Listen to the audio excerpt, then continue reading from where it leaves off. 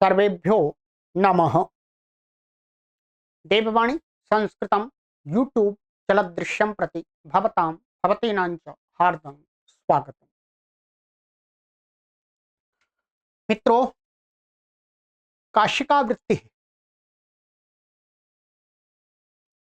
प्रथमोध्यायः चतुर्थः पादः, कक्षा संख्या 88तमी। आज हमारी 88वीं कक्षा है। ठीक है,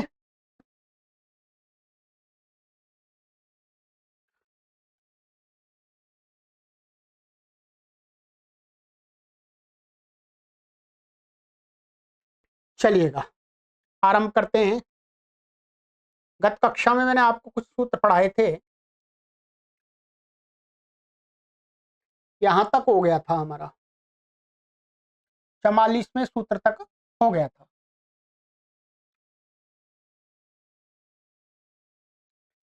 परिक्रयणे संप्रदान मन्यतरस्याम। ठीक है, चलिए अब है आगे 45वां सूत्र है।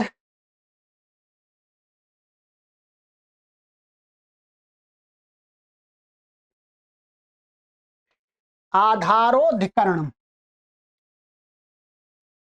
आध्रियन्ते स्मिन् क्रिया इत्याधारः। आधार शब्द का अर्थ बता रहे हैं कि क्रिया जिसमें आध्रियन्ते माने स्थित होती है, क्रिया जहां पर स्थित होती है वो क्या कहलाता है? आधार। ध्यान रखें। तो कहते हैं कर्तृकर्मणोः क्रियाशय भूतयोः धारण क्रियां प्रति या आधारः तत् कारकम अधिकरण संयम भवति।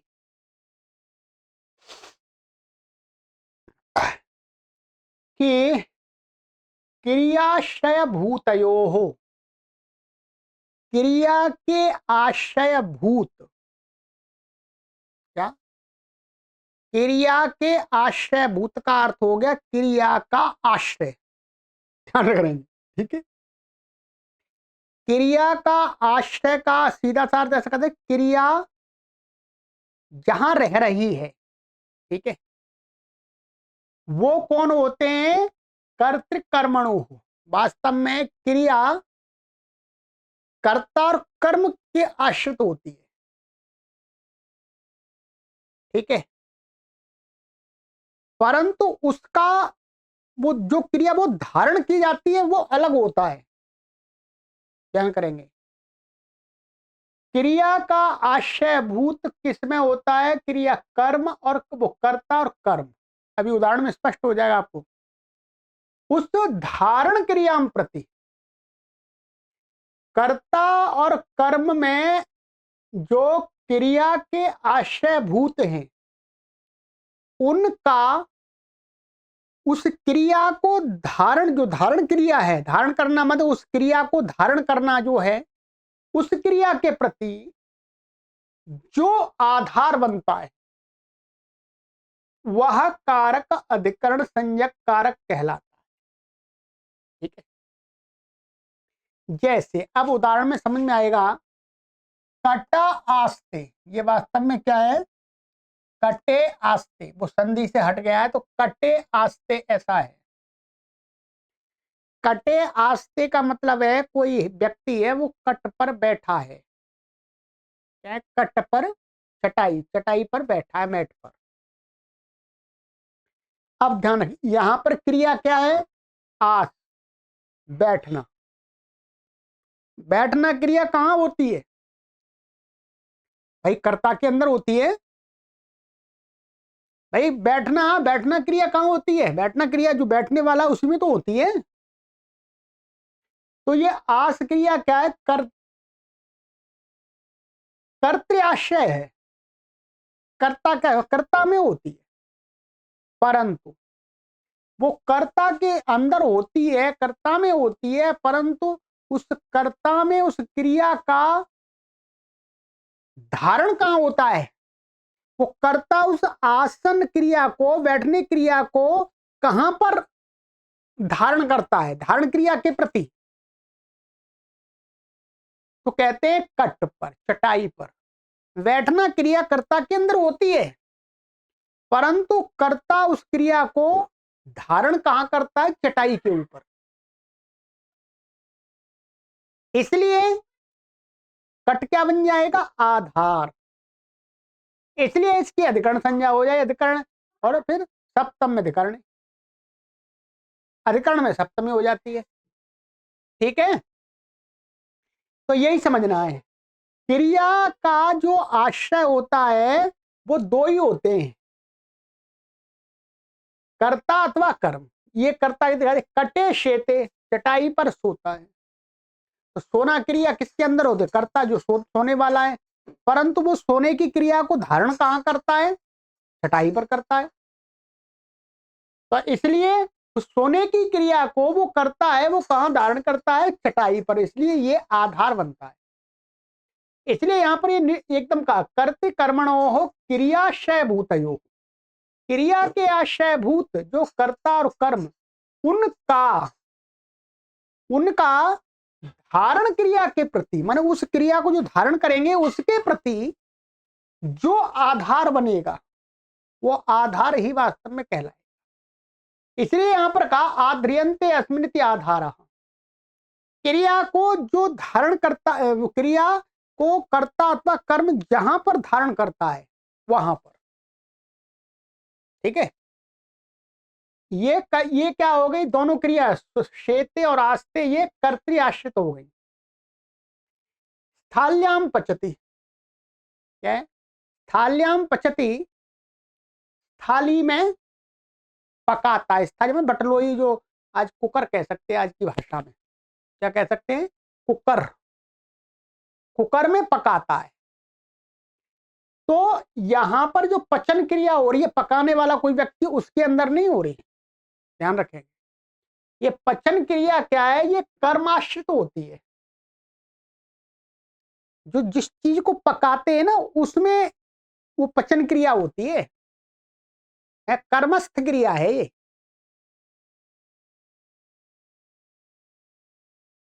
भाई मैं कुछ पका रहा हूं तो मेरे में क्रिया नहीं हो रही, पचन क्रिया वास्तव में जो पकने का पदार्थ है उसमें हो रही है। तो वो जो कर्म के आश्रित जो पचन क्रिया है, माने ओदनम थाल्याम पचती, ओदन को थाली में पकाता है। ओदन, चावल में जो क्रिया हो रही है वास्तव में, ओदन की जगह हम ओदन भी कह सकते हैं वैसे। तंडुलान पचती, तंडुलान स्थाल्याम पचती। तो जो कर्म के आश्रित क्रिया पचन क्रिया है, वो पचन क्रिया का माने जो कर्म है उसका आधार क्या है? वो कहां पर है? उस पचन क्रिया जहां हो रही है, और माने पचन क्रिया वास्तव में कर्म में हो रही है, उस कर्म का कर्म वो है कहां पर? ठीक है, तो स्थाल्याम पचती, तो स्थाली है, बटलोई है, तो चावल तो उसी के अंदर है। तो ये हो गया कर्मस्थ का उदाहरण, ध्यान देंगे। इसी प्रकार से ये होती है। ठीक है, तो कर्तृकर्मणो क्रियाशय भूतयो, मान क्रिया के आशय भूत जो कर्ता और कर्म, उनका धारण क्रिया के प्रति जो आधार, में इनके धारण क्रिया के प्रति जो आधार बनता है, ये जिसकी इनके अंदर जो क्रिया हो रही है, उस क्रिया को ये धारण कर रहे हैं, उसमें जो आधार बनता है वो ही अधिकरण कहलाता है। एकदम स्पष्ट हो गया।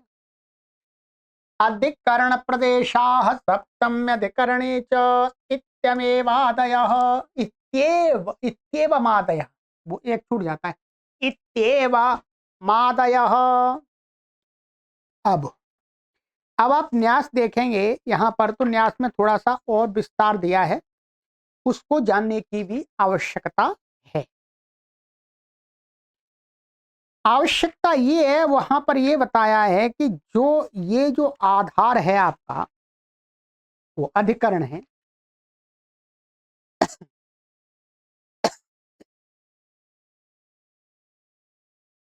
तीन प्रकार का बताया, मतलब ये अधिकरण हम तीन प्रकार का मानते हैं। ये कहते हैं तीन प्रकार का अधिकरण होता है।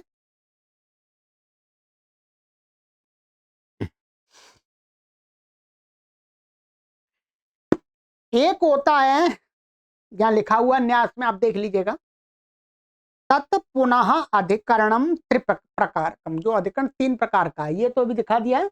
अब इसमें तीन प्रकार का हमें भेद मिलेगा। एक होता है औपश्लेषिकम, दूसरा होता है वैषयिकम, और तीसरा होता अभिव्यापकंच। ठीक है।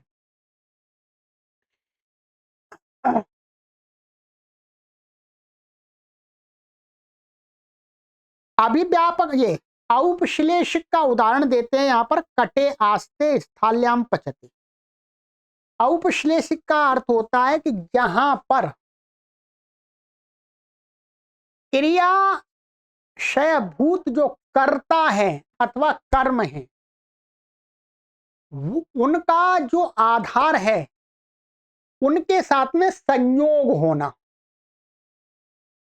जैसे कट पर बैठता है, तो जो बैठने वाला कर्ता है उसका कट के साथ में संयोग होता है, माने संबंध होता है, माने उपश्लेष संबंध होता है। ऐसा नहीं कट के ऊपर कहीं बीच में लटक के बैठ जाए, ऐसा नहीं होगा। कटे शेते ऐसे ही, ताल्याम पचती। ये जो तीनों उदाहरण दिए हैं ये किस प्रकार के दिए? औपश्लेषिक के। ठीक है। इसमें क्या होता है? संबंध होता है, संयोग, संयोग होता है, ऐसा कह सकते हैं। क्रियाशय भूत कर्म अथवा कर्ता का आधार के साथ में संबंध होता है। दूसरा होता है वैषयिक, जो यहां पर उदाहरण नहीं दिए। वैषयिक होता है मतलब विषय में, जैसे तस्य मोक्षे इच्छा अस्ति, कई बार आया, उसकी मोक्ष के विषय में इच्छा है। तो यहां पर मोक्ष और इच्छा का कोई संयोग नहीं है, विषय है। तो इस प्रकार के जो अधिकरण बनते हैं, मोक्ष वहां अधिकरण बन रहा है वो वैषयिक बन रहा है, विषय रूपी। ठीक है, दूसरा ये होता है। और तीसरा होता है अभिव्यापकंच। ठीक है। अभिव्यापकम का अर्थ होता है वास्तव में जो,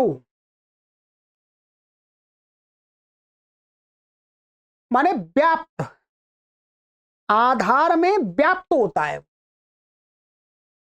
क्या है? आधार में व्याप्त होता है। इसका उदाहरण दिया है यहां पर इन्होंने, आ, ये तिलेषु तैलम, जो तैल है, तैल का आधार, तैल है जो तैल, तैल में तेल, ऑयल, उसका आधार क्या होता है? वो कहां रहता है? तिलों में। तिलों में, तिलों के ऊपर नहीं, तिलों से उसका अभिव्याप्ति का संबंध है। तिलों में हर जगह व्याप्त होता है तेल। तो तिलेषु तैलम, तिलों में संपूर्ण में, बोले से तिल, संपूर्ण संपूर्ण तिलों में, तिलों में क्या तेल होता है, किसी एक स्थान में नहीं होता। जैसे कट पर व्यक्ति बैठता है तो कट के पूरे, कट की पूरी एरिया पर नहीं बैठता, कट में व्याप्त नहीं होता, कट में किसी एक भाग में बैठ जाता है। ठीक है, ऐसे ही है, ऐसे ही है। बटलोई है, बटलोई में व्याप्त नहीं होता चावल। तो तीसरा जो होता है वैषयिक, वो अभिव्यापक।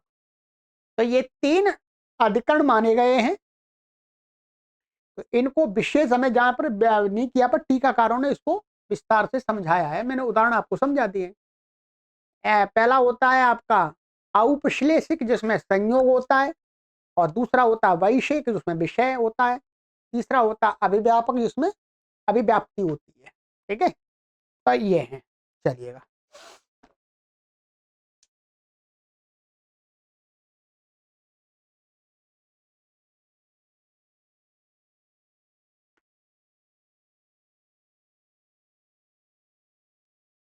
अब आपको ये कंप्लीट समझ में आना चाहिए, कुछ छूटना नहीं चाहिए, ध्यान रखेंगे।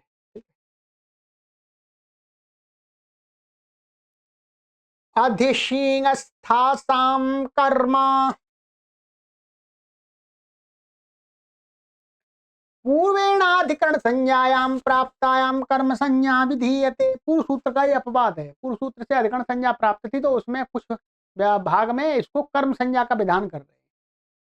अधिपूर्वाणाम शींगस्था आसीतेषाम आधारो यह तत्कारकम कर्म संज्ञम भवति। अधिपूर्वक शींग धातु, अधिपूर्वक स्था धातु अथवा अधिपूर्वक आस धातु, इनका जो आधार होगा वो क्या है, वो कारक कर्म संज्ञक कहलाएगा, अधिकरण संज्ञक नहीं कहलाएगा।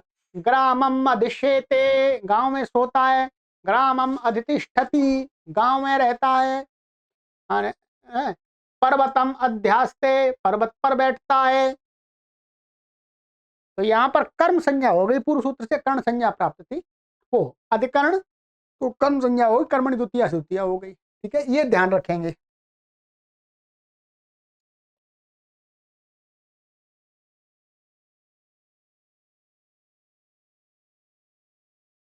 अभिनिविष्ट षश्च, अभिनि पूर्वस्य विशतेराधारो यह तत्कारकम कर्म संज्ञम भवति। अभिपूर्वक निपूर्वक जो विष धातु है उसका जो आधार होगा उसकी भी क्या हो जाती है, कर्म संज्ञा होती है, कर्ण अधिकरण संज्ञा नहीं होती है। ग्रामम अभिनिविशते, तो ग्रामम द्वितीय हो गई। कथम कल्याणे भिनिवेश, पापे अभिनिवेश, या संज्ञा यस्मिन् यस्मिन् संजिनी अभिनिविशते इति। ये कह रहे हैं आपने ये सूत्र बना दिया महर्षि पाणिनि ने, परंतु हमें कहीं कहीं ऐसा मिलता है, ये उदाहरण मिलता है, कथम कल्याणे अभिनिवेश, तो ये उदाहरण मिलता है। ये यहाँ पर तो अभी पूर्वक निपूर्व विष धातु है, ठीक है, माने ये कृदंत का प्रयोग है, परंतु ये यहाँ पर सप्तमी हो रही है। ऐसे पापे अभिनिवेश, पाप में अभिनिवेश, यहाँ पर भी सप्तमी हो रही है। और ये यहाँ पर संजिनी, संजिनी, संजिनी अभिनिवेशता, यहाँ पर संजिनी, यहाँ पर सप्तमी दिखाई दे रही है, इसका प्रयोग है। तो ये कैसे हो गया भाई, यहाँ तो द्वितीय होनी चाहिए, कल्याणम पापम और संजिनीम, संजिनीम ऐसा होना चाहिए था। तो कहते हैं कि ऐसा है, संजिनम होना चाहिए, द्वितीय है ना।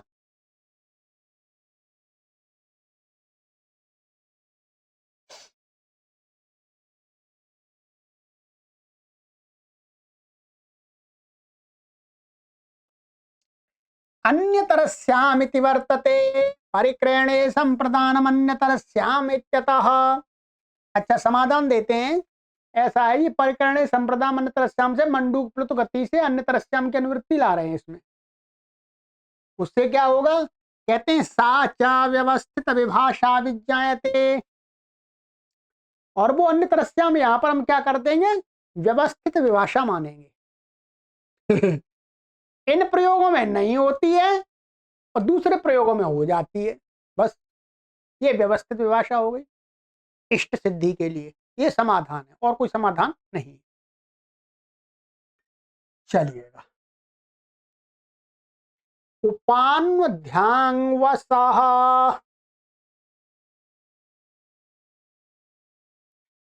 उप अनु अधि आंग इत्येवं पूर्वस्य वसतेराधारो यह तत्कारकम कर्म संज्ञम भवति।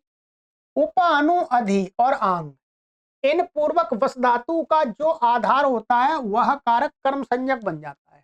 ठीक है, ग्रामम उपवसति सेना, ग्रामम उपवसति सेना, तो गांव के समीप में सेना रहती है, तो यहां पर क्या है, ग्रामम की कर्म संज्ञा हो गई है। ठीक है, तो पर्वतम उपवसति, ग्रामम अनुवसति, ग्रामम अधिवसति, ग्रामम आवसति। ठीक है, वशेष्यर्थस्य प्रतिषेधो वक्तव्यः।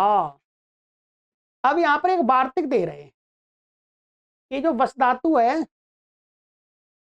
रहना अर्थ में तो ठीक है, परंतु वश धातु वसेह अश्यर्थस्य, जब वस धातु का कभी कभी प्रयोग खाने के लिए हो, खाने के अर्थ में हो, तो ये वाली कर्म संज्ञा नहीं होती है, उसकी तो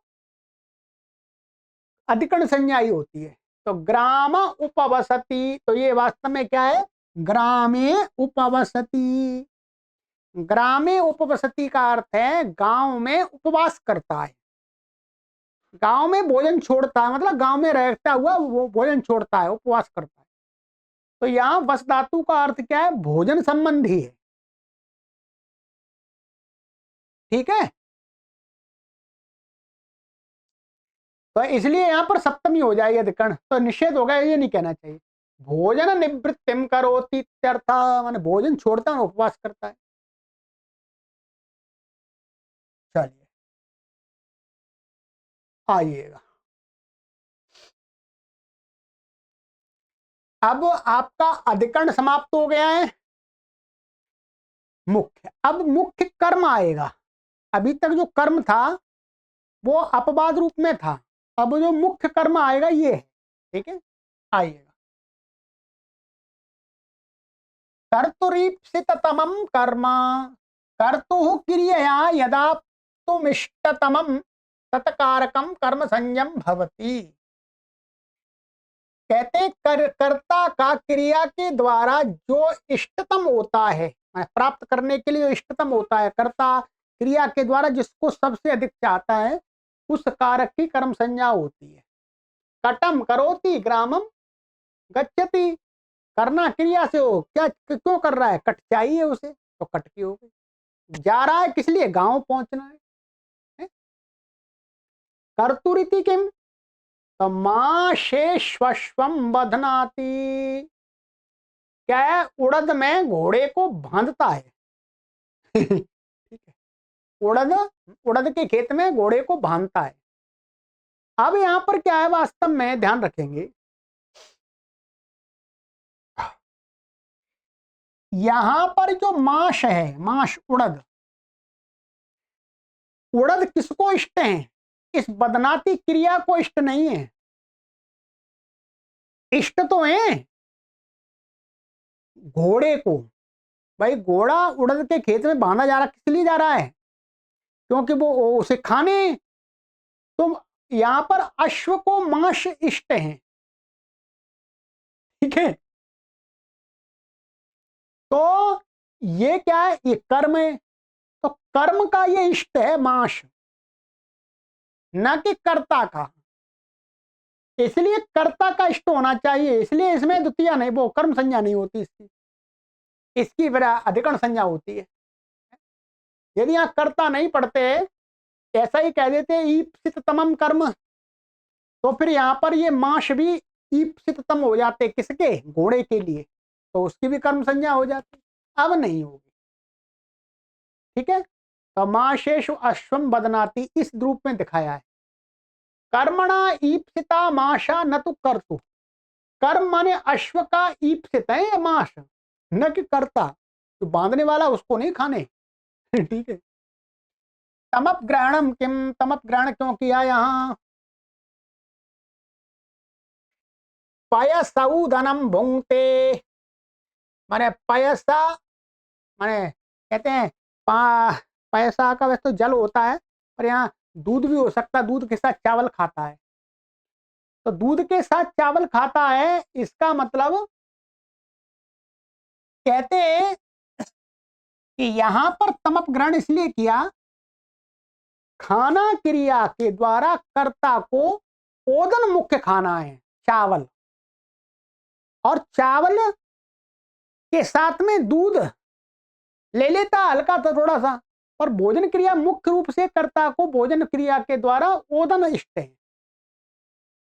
यदि यहां पर तमप नहीं लगाते तो खाना क्रिया इसको भी, दूध को भी साथ में खा रहा है, पेय को भी खा रहा है, या पानी भी कह सकते, पानी के साथ खा रहा है गीले। तो यहां पर नहीं, इष्टतम तो वास्तव में ओदन है कर्ता को। ये दूध मिल जाता तो ठीक है, नहीं तो कोई बात नहीं, ठीक है। तो इसलिए यहां पर ये तृतीया होगी सहार्थ में, इसमें ही द्वितीया होगी। कर्म इत्यनुवर्तमाने पुनः कर्म ग्रहणम आधार निवृत्त्यर्थम। अब कह रहे हैं भाई ऊपर से तो कर्म चल ही रहा था, फिर आपने क्यों पढ़ दिया, ऊपर से आ जाती अनुवृत्ति। तो कहते हैं कर्म इति अनुवर्तमाने, कर्म की अनुवृत्ति आ रही थी, पुनः कर्म ग्रहण किया है वो, ऊपर से जो आधार हो अधिकरण चल रहा था, आधार की अनुवृत्ति ना आ जाए। यदि आधार की अनुवृत्ति आ जाएगी तो फिर आधार की कर्म संज्ञा होने लगेगी। इतरथाधारस्य वही स्यात्। यदि कर्म नहीं पड़ते तो क्या होता, आधार की ही, यानी क्रिया कर्ता का क्रिया के प्रति जो आधार होता उसी की कर्म संज्ञा होती। गेहम प्रविशति ओदनम पचति शक्तून पिबति इत्यादिषु न स्यात्। या तो हो जाती गेहम प्रविशति, घर में प्रवेश करता है, घर को प्रवेश करता है। यहाँ क्या प्रवेशन क्रिया के प्रति घर क्या है, आधार बन रहा है, आधार बन रहा है। परंतु जो करता है वो प्रवेश क्रिया किस लिए कर रहा है, घर को प्राप्त करने के लिए।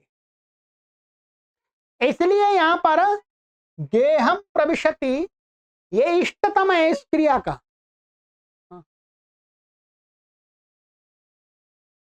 ठीक है,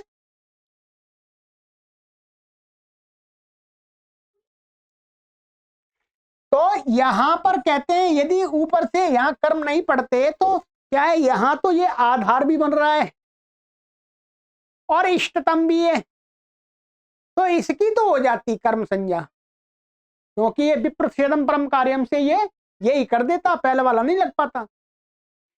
ओदनम पचती सक्तून पिबती, यहां पर तो नहीं हो पाता, क्योंकि पचन क्रिया के प्रति और पिबती क्रिया के प्रति ये आधार बन ही नहीं रहे, आधार बन नहीं रहा, ओदन आधार नहीं बन रहा,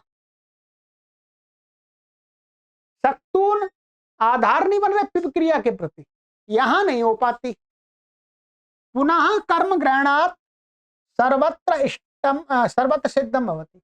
अब फिर दोबारा कर्म पढ़ दिया तो आधार हट गया, आधार हट गया तो अब क्या है, जो इष्टतम आधार होगा उसकी भी हो जाएगी, और जो आधार नहीं है इष्टतम है केवल, उसकी भी हो जाएगी। तो सर्वत्र सिद्धम भवति, यहां पर भी सिद्ध हो जाती है और यहां पर भी सिद्ध हो जाती है, ये कहने का तात्पर्य। तो गेहम प्रविशति ऐसे बनता है, ठीक है, ध्यान रखेंगे। गेहम, गेहम प्रविशति घर में प्रवेश करता है, यहां पर दो संज्ञाएं प्राप्त होती हैं, एक अधिकरण संज्ञा प्राप्त होती है और एक इससे इष्टतम होने के कारण से कर्म। तो अब परत्व से यही होगी, इसलिए गेह प्रविशति नहीं होता, गेहम प्रविशति होता है। ठीक है, पुनः कर्म ग्रहणात् सर्वत्र सिद्धम भवति, ये हो गया। कर्म प्रदेशा कर्मणि द्वितीया इत्येवमादयः। तो कर्म प्रदेश क्या है, ये कर्मणि द्वितीय आदि, वहां पर इनका प्रयोग होता है। चलिएगा एक सूत्र और पढ़ेंगे, फिर आगे का सूत्र बहुत बड़ा है, वो हो सकता है एक कक्षा में एक ही हो पाएगा, वो बड़ा सूत्र है, या दो कर लेंगे आगे कक्षा में, ठीक है। पर आज तो एक और सूत्र पढ़ेंगे, आइएगा। तथा युक्तम चानीप्सितम येन प्रकारेण कर्तुरीप्सिततमं क्रियया युज्यते तेनैव चेत् प्रकारेण यदनीप्सितं युक्तं भवति तस्य कर्म संज्ञा विधीयते।